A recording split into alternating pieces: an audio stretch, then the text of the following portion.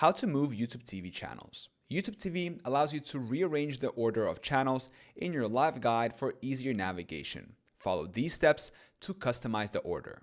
Step number 1, open the YouTube TV app or website.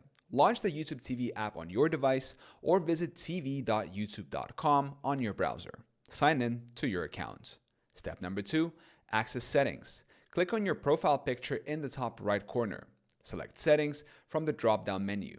Step number 3, navigate to the live guide. In the settings menu, select live guide to view your channel lineup. Step number 4, edit channel order. Click or tap edit in the live guide section. Drag the channels to rearrange them in your preferred order.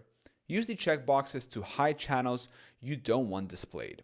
Step number 5, save your changes. Once you've arranged the channels as desired, click save to apply the new order. Step number 6, verify the arrangement. Return to the live guide and confirm that the channels are now displayed in the desired order.